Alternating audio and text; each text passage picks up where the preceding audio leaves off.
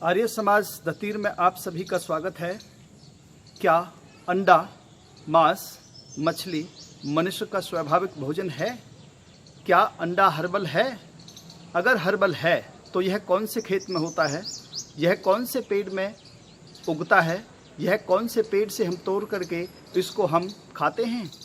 इस बात का इस वीडियो के अंदर हम विश्लेषण करेंगे। मैं सुरेंद्र मास्टर जी आप सभी को नमस्ते जी। आप अवश्य इस वीडियो को पूरा देखें, तभी आपको समझ में आएगा कि अंडा, मांस, मछली यह हमारा स्वाभाविक भोजन है या नहीं है।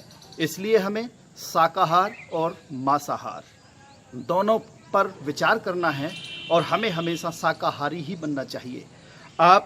मैं विभिन्न ग्रंथों के प्रमाण के माध्यम से आपको यह समझाने की कोशिश करूंगा कि अंडा, मांस, मछली खाने के लिए हमें कहीं भी किसी भी ग्रंथ में या किसी भी महापुरुष के द्वारा हमें आज्ञा नहीं दी गई है। आप इस बात पर विचार करें कि अगर ये स्वाभाविक भोजन होता तो एक कमरे के अंदर एक बिल्ली को छोड़ दीजिए और वहाँ पर एक छोटा सा बच्चा छोड़ दीजिए और उस कमरे के अंदर सेब और कुछ मांस के टुकड़े रख दीजिए या एक मुर्गी का चूजा छोड़ दीजिए।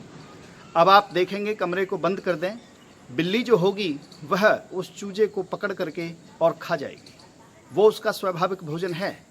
अगर यदि आप बच्चे को छोड़ेंगे तो बच्चा वहाँ पर केवल और केवल सेब को लेगा, वह उस चूजे को लेकर के उससे प्यार करेगा, उससे खेलेगा, अपना मनोरंजन करेगा। तो इस तरह से ये मनुष्य का स्वाभाविक भोजन नहीं है। मांसाहारी और शाकाहारी जीव में अंतर होता है। मांसाहारी जो जीव होते हैं वो पैदा होते ही उनकी आंखें जो होती हैं वो बंद होती हैं, लेकिन शाकाहारी जो जीव पैदा होता है उसकी आंखें खुली हुई होती हैं। जो मांसाहारी जीव होता है वह जीभ से चप चप करके पानी पीता है और जो शाकाहारी जीव होता है वह घूट घूट करके पानी पीता है।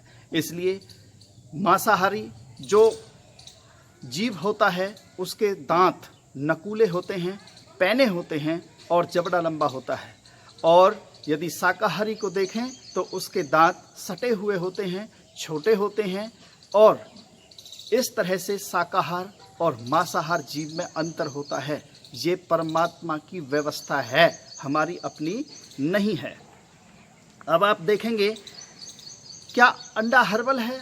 हर्बल के लिए हमें मार्केट में बहकाया जाता है, बाजार में हर्बल लिख करके बेचा जाता है, लेकिन ऐसा नहीं है। अंडा हर्बल नहीं है, यह किसी खेत और पेड़ पर नहीं होता, इसलिए इसको हर्बल नहीं कहा जा सकता। देखिए, यह जो सृष्टि है वो 4 प्रकार से चलती है। एक अंडज, एक जेरज, एक उद्भिज और एक स्वेदज।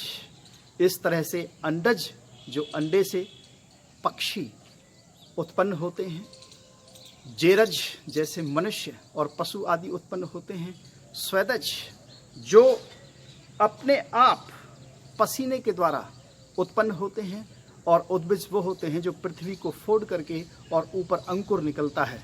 इस तरह से सृष्टि चलती है। तो अंडा हर्बल कहाँ से आ गया? अंडा मांसाहार है।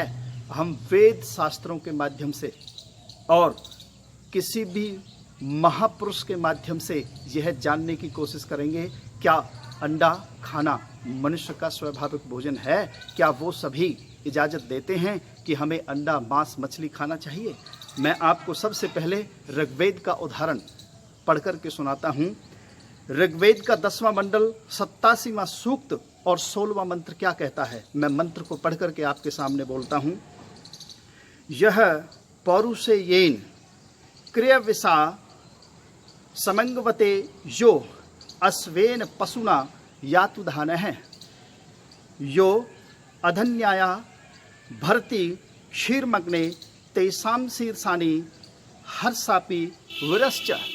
यह ऋग्वेद का मंत्र कहता है, जो संसार की सबसे प्राचीनतम पुस्तक है। अर्थात जो लोग पशुओं के मांस से अपने को पुष्ट करते हैं उस व्यक्ति को राजा दंड दे, ऐसा अधिकार हमें वेद के माध्यम से परमपिता परमात्मा देता है।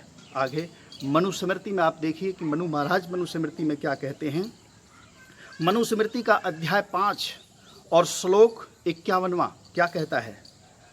अनुमंता शीस सिता निहंता क्रिय विक्रयी संस्कृता चौप हरता चय खादश्चेति घातकः। इसका मतलब है कि मांस की सलाह देने वाला, मांस काटने वाला, मांस के लिए पशु को मारने वाला, खरीदने वाला, बेचने वाला, पकाने वाला, परोसने वाला, खाने वाला, ये 8 के 8 व्यक्ति महापापी होते हैं, दोषी होते हैं। सबका बराबर दोष है। ये मनु महाराज मनुस्मृति के अंदर कह रही हैं। जैन मत के अंदर देखिए 24 में तीर्थकर महावीर स्वामी लिखते हैं अंडा मांस मछली खाने वालों के लिए, सवैसिम जीव्यम प्रियम नाइवा एज्य कंचनम, अर्थात संसार के सभी प्राणियों को अपनी जान प्यारी है, सभी को दुख और वध बुरा लगता है, सभी जीना चाहते हैं, मरना कोई भी नहीं चाहता। इसलिए हे इंसान किसी भी प्राणी को मत मार, ये जैन मत कहता है। इसके बाद में आप बौद्ध मत में देखिए कि बौद्धिस्ट क्या कहता है। वो कहता है पंचा इमे बिखव्वे वाणिज्य उपस्केन अकृणिया कतने पंचम सत्य वाणिज्य सत्वाणिज्या मांस वाणिज्या मज्जा वाणिज्या और विश्व मज्जा। इस प्रकार बौद्ध भिक्षुओं या बौद्ध के मतावलंबियों, बौद्ध मत को मानने वाले को मांस, मदिरा तथा सजीव प्राणियों का व्यापार नहीं करना चाहिए। इस प्रकार बौद्ध मत में कहा गया है। अब आप सिख मत में देखिए गुरु ग्रंथ साहब में क्या कहा गया है। गांजा भांग मदपान मांस मछली जो खाए, बाको जप तप नेम अरु व्रत सब व्यर्था जाए। ये गुरु ग्रंथ साहब में कहा गया है कि जो मनुष्य गांजा भांग शराब मांस मछली का सेवन करते हैं, उसके द्वारा किए गए यज्ञ तप नियम कर्म सब व्यर्थ हैं। इसके बाद कबीर मत में आप देखिए मांस मांस सब एक है, मुर्गी हिरणी गाय, मांस देख ही जो खाते हैं ते नर नरक ही जाए। इसका मतलब मुर्गी हिरणी या गाय सभी का मांस तो एक सा ही है। मांस खाने वाले को नरक की यातनाएं अवश्य भोगनी पड़ेंगी, वो नरक में जाएगा जो मांस खाएगा। इसके बाद आप देखेंगे मुस्लिम मत में क्या कहा गया है। मुस्लिम मत में देखें कि पैगंबर मोहम्मद क्या लिखता है। कुरान शरीफ 2 पारा 9वां रूफू और 7वीं आयत क्या कहती है। वैजा तबल्ला साफल अर्दे लयूक सिद्फिहा व यूह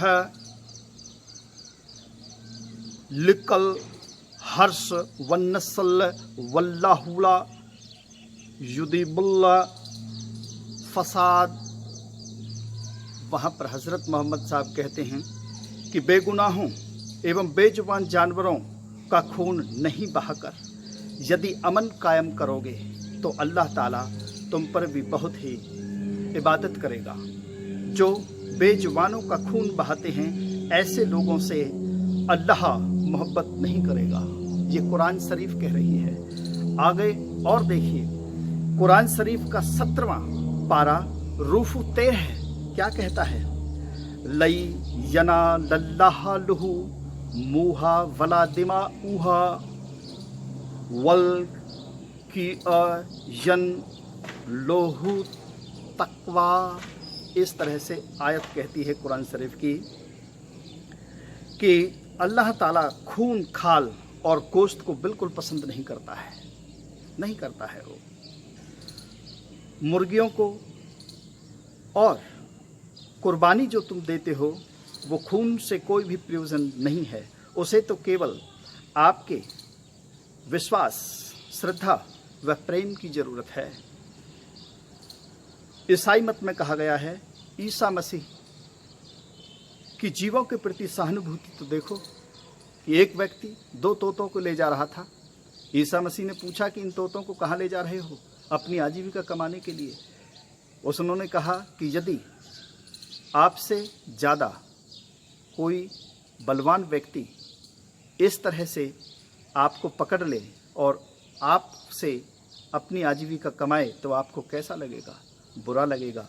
अगर बुरा लगेगा तो आप क्यों ऐसा कार्य करते हो? तो ईसा मसीह बाइबल के अंदर भी मना करता है।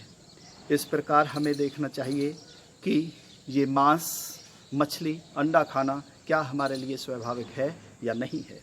आगे महर्षि देव दयानंद सत्यार्थ प्रकाश के अंदर लिखते हैं कि हे मांसाहारियों, हे मांस खाने वालों, यदि ये पशु और पक्षी नहीं रहेंगे, क्या तुम मनुष्य का मांस भी खाना छोड़ोगे या नहीं छोड़ोगे? इस तरह से महर्षि देव दयानंद सत्यार्थ प्रकाश के अंदर कहते हैं। उत्तम पुरुष को मांस देखना भी उचित नहीं है, खाने की तो बात दूसरी है।